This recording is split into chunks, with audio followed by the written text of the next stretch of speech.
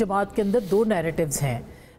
एक तो ये है कि बैरिस्टर गौहर ने खुश आमदीद कहा कि ज़बरदस्त काम हुआ है, फील्ड मार्शल बनाया, बहुत अच्छा किया है। दूसरी तरफ अलीमा खान साहिबा जो है वो अलग स्टेटमेंट दे रही हैं, इमरान खान साहब का उनसे मिलता और भी जुलता बहुत बयान से है। लोग दे रहे हैं, आप अगर जाके चेक करेंगे जी हाँ, कौन बिल्कुल। क्या क्या कह रहे हैं। क्यों ये क्या कोई आपके यहाँ कोई एक चेन ऑफ कमांड तो होनी चाहिए। आज प्राइम मिनिस्टर ने कहा हम बात करना चाहते हैं मगर किससे करें। अच्छा देखिए ना, अभी बैरिस्टर गौहर ने भी जो रद्द अमल दिया, उन्होंने कहा मेरा पर्सनल है, पार्टी का भी इस पर फॉर्मल रद्द अमल नहीं आया। ठीक है, अब वो क्या आता है वो आने वाले दिनों में पता चल जाएगा। मगर देखें ओवरऑल एक लार्जर कॉन्टेक्स्ट में देखें, हम देखें जहाँ मुल्क में रूल ऑफ लॉ की बात होती है, हम कहते हैं आइन को असल हालत में बहाल करें, अल्टीमेटली लोग उसको पर्सनल ले जाते हैं। ठीक है, अगर हम कहेंगे ताना दे रहे हैं, ये चलें ताना इसको समझ लें फॉर्म 47 का, ठीक है, तो ये पर्सनल ले जाएंगे। बात है चीज़ों को किसी ना किसी स्टेज पे क्या प्रूव नहीं होना।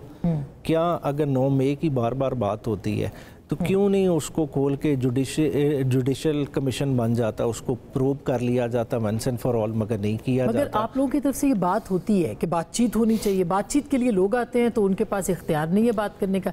वही बात जो कि इमरान खान साहब कहते हैं कि इख्तियार नहीं है इस हुकूमत के पास। देखें प्रॉब्लम क्या है, स्टार्टिंग देखें PTI 3 साल से मार खा रही है और इस 3 साल की मार में PTI ने बहुत सारे खिलाड़ी लूज़ किए हैं। अगर देखें आप, मैंने जो शुरू में बात की, आज शाह साहब को निकाल देते हैं, यास्मीन राशिद साहिबा को निकाल देते हैं और हमारे जो अंदर निकाल देते हैं, देखिए चीज़ों का कॉम्प्लेक्शन बदल जाएगा, आपको बातचीत करने वाले लोग भी मिल जाएंगे। मगर इस वक्त जो पाकिस्तान हालत जंग में है, कम से कम आप भी तो ये कह सकते हैं कि इन चीज़ों को साइड पे रखते हैं, पहले आइए पाकिस्तान की बात करें, तो पहले ये दहशतगर्दी के खिलाफ बात करें, पहले एक बयानिए की बात करें, ये भी तो आप टेबल पे ला सकते हैं। तो दहशतगर्दी इन सारी चीज़ों पे तो कौम ने साथ दिया ना, PTI ने सारी। देखें जब इंडिया के साथ लड़ाई थी उससे पहले हमारा क्या हाल किया, मतलब उसी जिस दिन हमले हो रहे हैं उससे एक दिन पहले हमारे पार्लियामेंटेरियंस को अडियाला के बाहर मारा पीटा गया, मगर किसी ने फ्लोर ऑफ द हाउस पे उसका गिला भी किया नहीं किया। आज आप लोगों ने एहतजाज किया, आप लोगों को किसी ने रोका? देखें अच्छा ये देखें आज बिल्कुल नहीं रोका, मगर उसी तरह इंटरेस्टिंग था कि खान का केस जो आज लगना था वो नहीं लगा। मतलब ये मिक्स सिग्नल्स का अभी दौर चल रहा है, मतलब इसको और तरह से भी तब्दीली आ जाए कि आप लोगों को रोका नहीं गया, कहीं किसी लेवल के ऊपर आज आप लोगों ने अपनी बात की। ये अलग बात है कि कहा जा रहा है कि वो शायद लगना ही नहीं था आज के दिन में और फिर आगे जाके लगेगा, तो इसकी उम्मीद तो मौजूद है ना। नहीं, केस तो फिक्स था। मतलब केस बाकायदा मीडिया में रिपोर्ट हो गया, इलेक्ट्रॉनिक मीडिया ने, प्रिंट मीडिया ने कहा, ये तो आज पता चला है कि लगा ही नहीं। देखिए अब देखिए केस का लगना कोई बहुत बड़ी चीज़ तो नहीं है ना। मतलब एक अक्यूज का हक है कि उसके केस की सुनवाई होनी चाहिए। अब मतलब किस लिए इतनी क़यादत को जाके फिर जो है ना चेंबर में चीफ जस्टिस साहब को रिक्वेस्ट करनी पड़ी और फिर एक अंडरस्टैंडिंग बनी कि नेक्स्ट वीक में लगा दिया जाए। हालांकि आज भी वो टेकअप हो सकता था, इतना मुश्किल काम तो नहीं है। हाँ, मगर बहुत सारी ब्रीफिंग्स थी इस दौरान, बहुत सारी मीटिंग्स थी जिसमें कि आपकी पार्टी नहीं गई। बैरिस्टर गौहर साहब को लंच पे बुलाया गया था मगर वो फिर उनकी वजह से कैंसिल भी किया गया।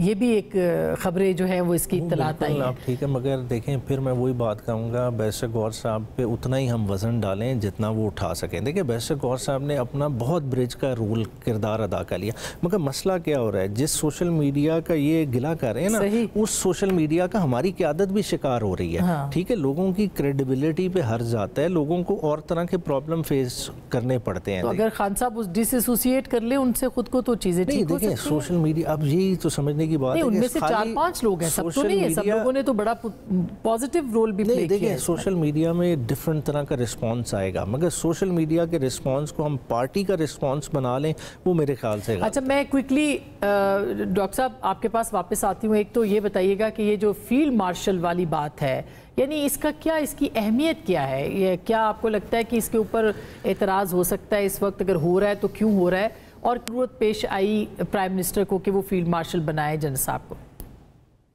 बहुत शुक्रिया। देखिए मैं समझता हूँ कि तारीख़ में जर्मनी, बरतानिया, भारत और कई ममालिक के जो ऐसी फ़ौजी क़यादत है जिसने कोई बहुत ही नुमायाँ काम किया हो, कोई जंग जीती हो, कोई मतलब कौमी सलामती के लिए बहुत बेशबहा काम किया हो। आप फील्ड मार्शल रोमेल का नाम आपने सुना होगा। मेरे नाना ने सेकेंड वर्ल्ड वॉर लड़ी थी under field marshal Montgomery, battle of Al-Ameen जो उन्होंने लड़ी थी जर्मन फोर्सेस के खिलाफ। फिर आप देखें कि जो भारतीय जनरल थे जिन्होंने 71 की वॉर में मतलब एक तरह से पाकिस्तान को बहुत बड़ा नुकसान पहुंचाया था। जनरल मानिक शाह जिनको फील्ड मार्शल बनाया फिर इंदिरा गांधी ने। तो मैं समझता हूं कि बॉटम लाइन ये है कि ये 3-4 घंटे के अंदर हमने भारत को खासतौर पर उसकी दिफाई कुव्वत को जितना नुकसान पहुंचाया है वो 65-71 की जंग में मिला के भी नहीं पहुंचाया जितना वो 3-4 घंटे में पहुंचाया है। ये बात हमारे जो भारत की लीडरशिप है बहुत अच्छी तरह जानती है। ऐसे ही नहीं, दुनिया की चौथी बड़ी जो दिफाई कुव्वत है जिसका 9 गुना हमसे ज़्यादा दिफाई बजट है, वो भागी भागी अमेरिका के पास गई कि मुझे पाकिस्तान से बचाओ। तो ये कोई मुज़ाकरात की भी जो बात हो रही है, ये वो कोई अमन की ख्वाहिश या कश्मीरियों के दर्द में वो मुज़ाकरात की तरफ नहीं आए हैं। अमेरिका उनको पकड़ के लेके आया है कि भाई आप पाकिस्तान की बात मानेंगे तो ये डी एस्केलेशन होगी। तो हमने ये बता दिया कि हम कन्वेंशनल डोमेन में कंप्लीटली डोमिनेट करते हैं और ये मिथ हमेशा के लिए हमने हमेशा के लिए ब्रेक कर दी कि जनाब कोई कन्वेंशनल सुपीरियरिटी इंडिया की है।